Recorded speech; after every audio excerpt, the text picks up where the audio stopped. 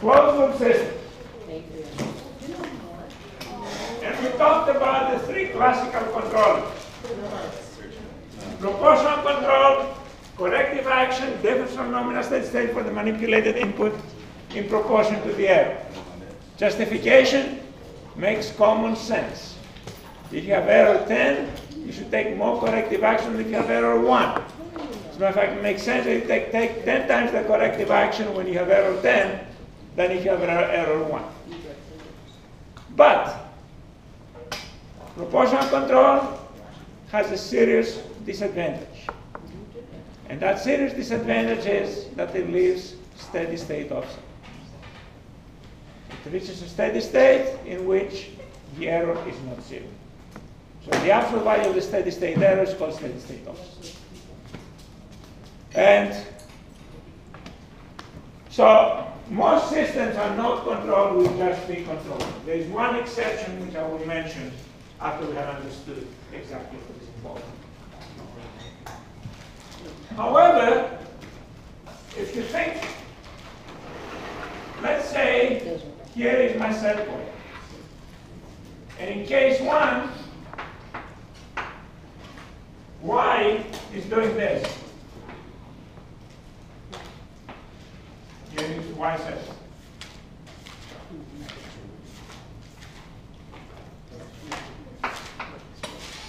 And in case 2, y is doing this. Both case 1 and case 2 have exactly the same error. Error is what? The distance set point and measure. That's the error, right? And both of them, both cases have the same error. Would you want to take the same corrective action in both cases? No. In case 1, what happens to the error? It's going down. In case 2, it's increasing. It makes sense that you will want to take stronger corrective action in case 2 than in case 1. And what predicts which way the error is going? The slope of the error.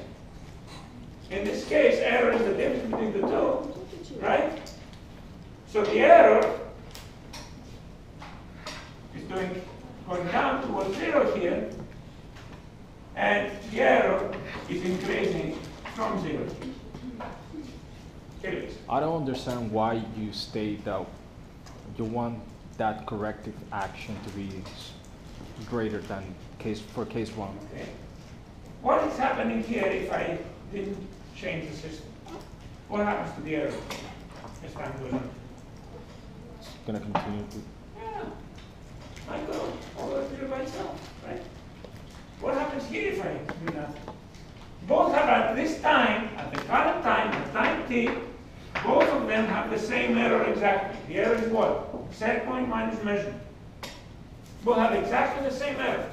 But it's just not going to cross the set point and go... Might. Still, the trend here is that the error is going down. The trend here is the error is going up. The slope of the error is the derivative of the error. That's a predictor. So the idea behind derivative action, by adding a term that follows the slope of the error, you can get much better control. But of course, the danger is, that's good here, I can take a nice, okay, so let's plot error here, okay? So the error here is going, okay, since it's this minus that, in case 1, the error, in case 1 is doing this, here being 0, this is case 1, and case 2 is doing this.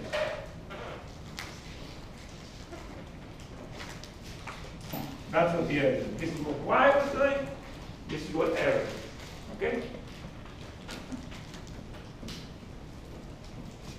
But, so, here's my prediction of what the error is doing, here's my prediction of what the error is doing. But if I have noisy measurements, if my measurement, instead of looking like that, is looking like that, what is my error doing? My error would be doing this.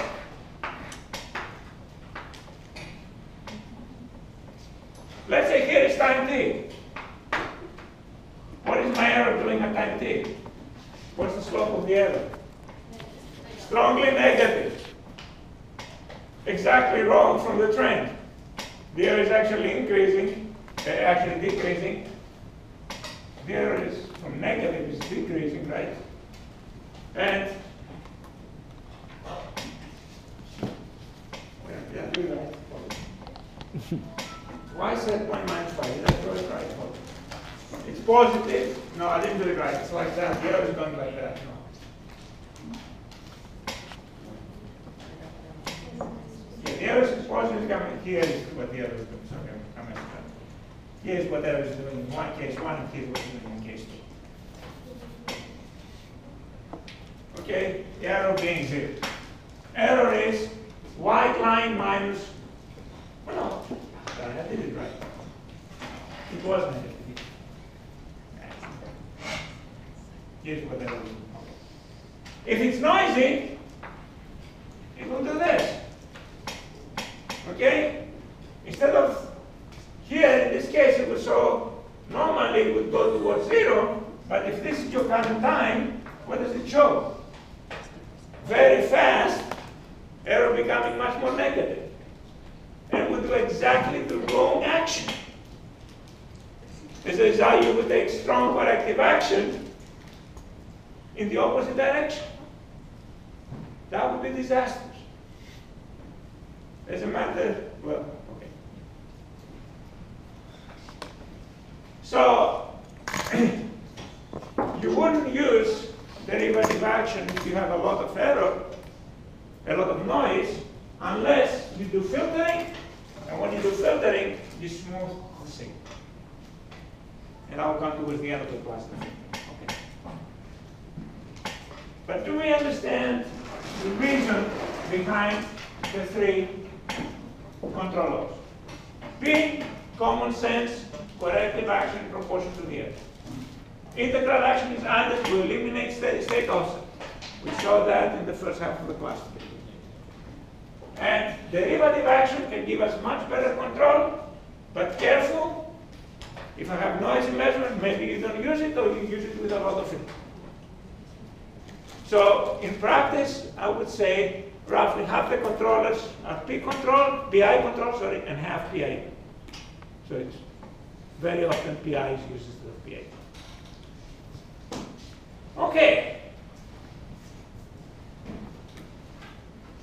Now let's go back to our system.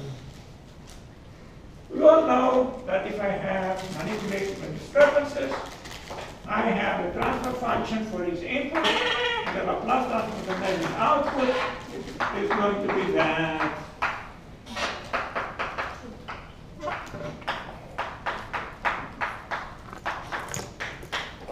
Right?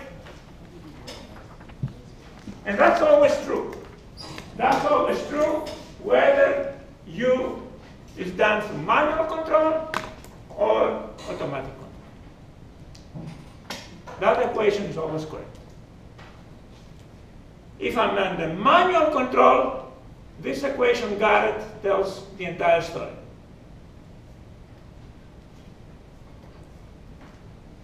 One recommendation, guys, if you feel a bit sleepy, I'm perfectly okay if you just stand up and stretch a little bit.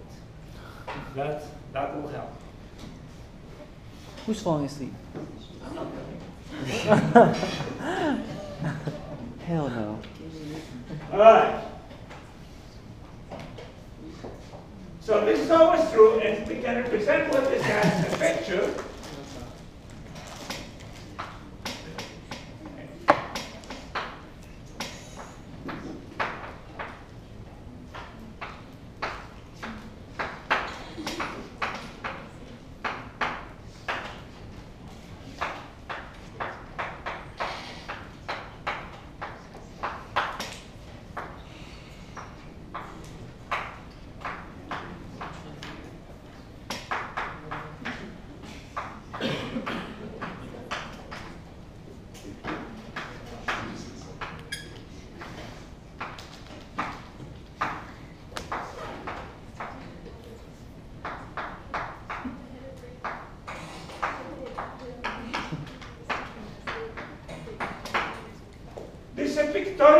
representation of that equation here.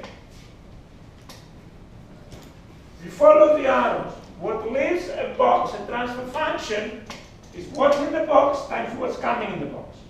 So this signal here is GU times U prime bar. So this is GU U prime bar. This signal here is what? GD1 D1 prime bar. And this is called a summing box. You sum everything going in. What goes out, there should be only one thing going out, is the sum of everything in. What do we have here? GU U prime bar plus GD1 D1 prime bar plus GD2 D2 prime bar plus GDR DR prime. That's called a block diagram, and this part is always correct. And this part is completely the story if I have the controller on manual. If the controller is on manual, I'm specifying what U prime is doing. Okay?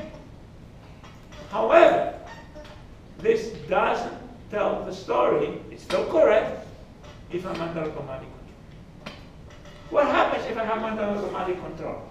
Instead of U prime being changed by me, it's changed by one of these equations. That means that I have a transfer function. The controller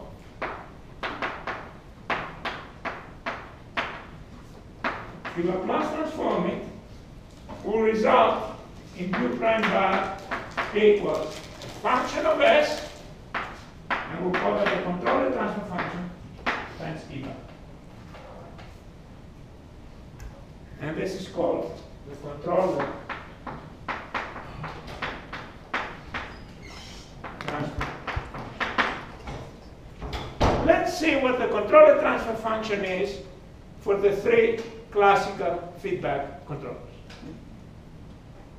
With me? So, let's find out what is the transfer function for P control.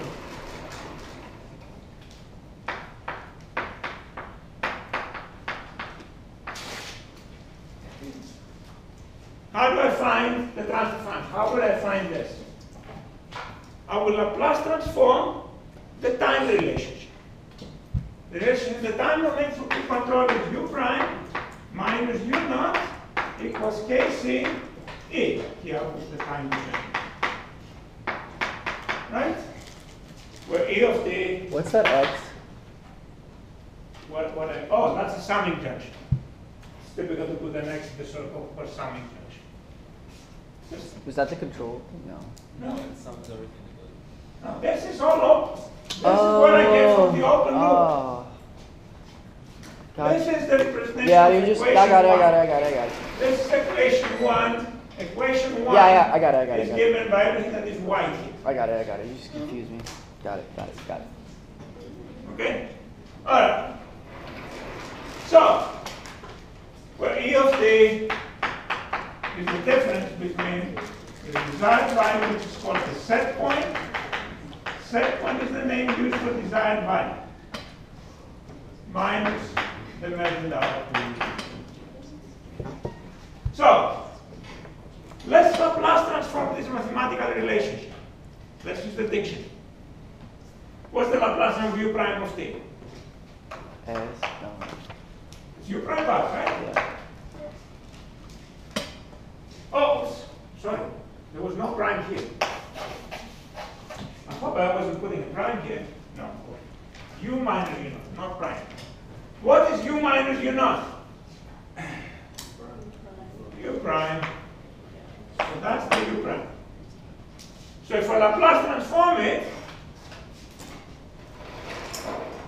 I will get U prime bar equals KC is a constant that factors out E bar. So, you can see Laplace transform of input is something that Laplace transform of output. That something is the controller transfer function. For a proportional controller, the controller transfer function is simply KC.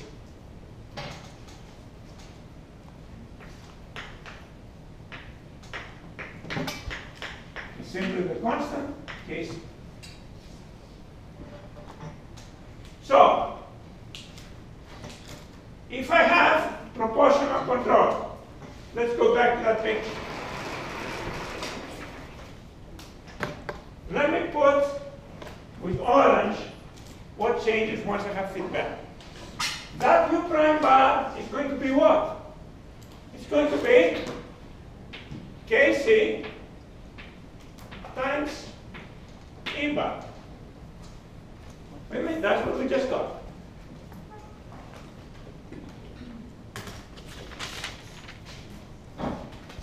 And what is E bar?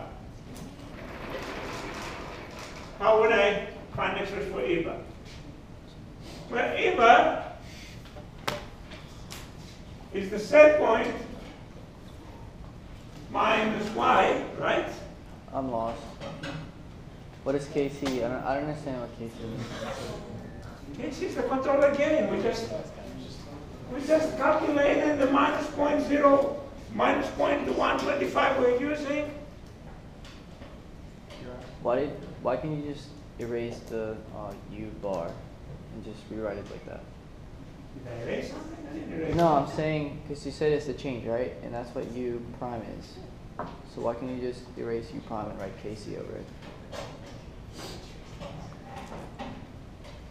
You understand that U prime bar, Kc bar?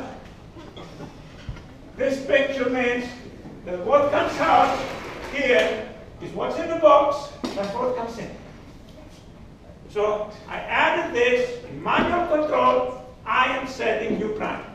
In automatic control, instead of me setting the U prime is U prime bar is Kc bar. U prime is Kc. And U prime bar is Kc bar. It's the same thing you just said, no? He could erase it. It's the same thing. It's the same thing? That's what it was. Okay, all right. What is E bar? Well, both set point and y have the same nominal value.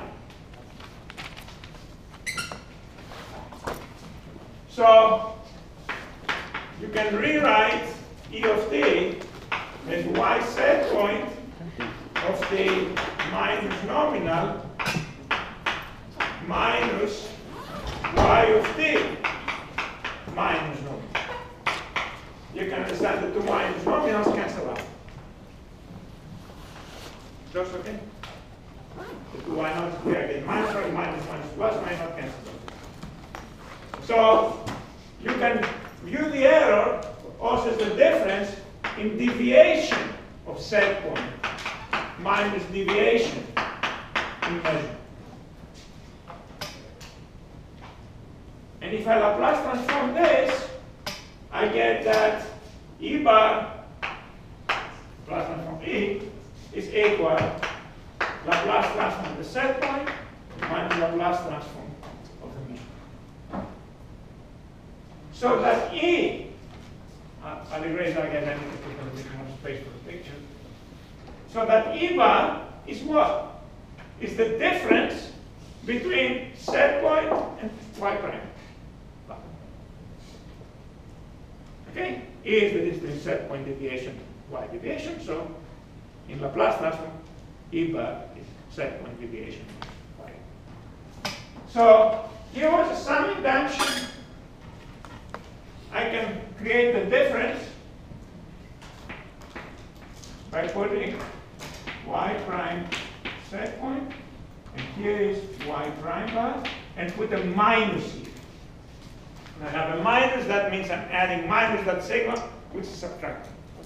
So what I have here, this signal is this plus, and this one has a minus in front of it minus.